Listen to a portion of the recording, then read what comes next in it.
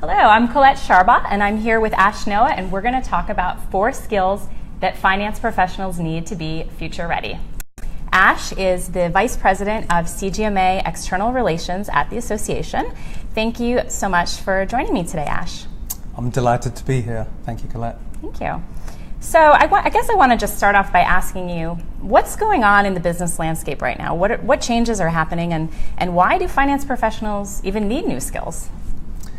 The change that we're seeing in the world of business is unprecedented. McKinsey's have calculated this and said change is happening 10 times faster and with 3,000 times more impact than the Industrial Revolution. So this is an unprecedented change that we are experiencing. Technology is driving a lot of the change. Business models of the way business is done, the way goods and services are manufactured and delivered is changing. And finance professionals are actually trying to grapple with the sea of change. This is other than everything else like regulation and the Trump administration changing the tax code and Brexit. And Brexit. So change is happening at unprecedented levels, and the need for businesses to thrive and survive in this environment is changing. And that is really driving how finance supports the business and how finance helps the business to navigate this new environment. So we're operating in a new environment. What does this mean for finance professionals? If you could just share a few skills with our viewers, what would you say that they need to do to develop? What skills do they need to develop to just be ready for what's next? So because of the change in business models and because the way digital and data is changing the way business is being done, finance needs to really grapple with skills in 4 major areas. And these 4 areas are identified in the CGMA Competency Framework, and they are really around technical skills, which are the baseline. But we layer on top of that the business skills that are required in this new environment. And then the people and leadership skills that are essential for finance professionals in order to engage with the business in a way they haven't done before. So I don't want to say that these skills are new. These type of thoughts about and initiatives to transform finance from being scorekeepers to business partners, it's been around for a long time. But the rate of change and the pace of change is demanding these skills now. So the need is current and present now, and the imperative to acquire these skills is at its highest level. We're talking about change, and I also wanted to mention how the level of risks are at the highest. They are unprecedented, and the rate at which the risks are occurring is unprecedented. And then that in itself brings another dimension of skills required. But the opportunity for finance to add value is unprecedented as well. Sure. But that really requires finance to acquire these new skills and competencies. I've heard you speak earlier. We're at the CFO Forum right now in New York, and you talked a little bit earlier today about a talent shortage and the talent gap. Can you speak a little bit about that, and what does that mean for finance professionals if there's a talent gap? So the talent gap and the competency gap that exists today is accelerating because of the role of finance changing. So as businesses change, as businesses adopt new ways of doing business, as businesses get digital and more data is available, what finance needs to do in response is different. So the role of finance is changing. The role of finance is being stretched. They are being pulled more and more into operations from the ground, but then from the top, from the CEO level, they're being pulled towards more strategic decision making. So the needs of the business have changed. The needs of the business are heightened, both operationally and strategically.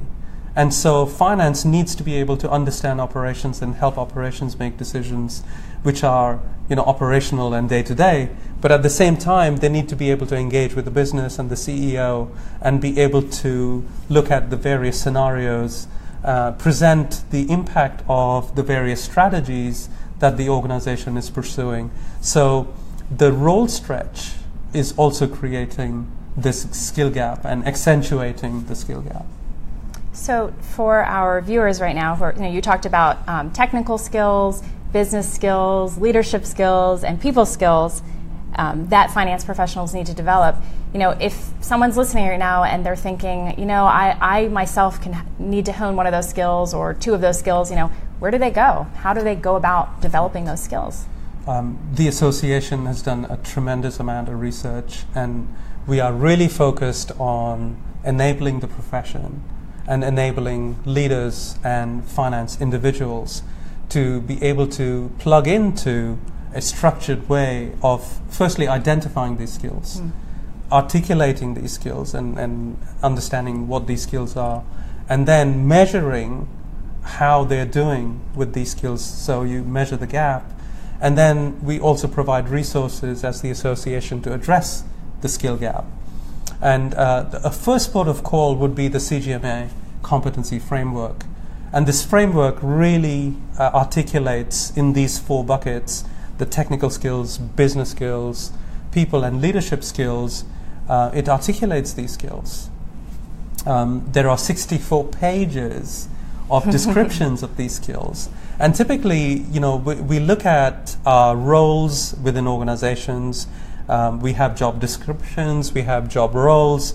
But what many organizations don't do and many individuals don't do is actually for each job role have a matching competency framework that relates to the effectiveness with which they are performing the role. So there is a need to define the competencies that are required to be effective in your role. And once you've identified those competencies, you can then measure those competencies and then address any gaps. But the first port of call should be the competency framework, a structured way of defining these competencies and then addressing the building of these competencies. And this framework was put together based on feedback from employers worldwide, correct? Right.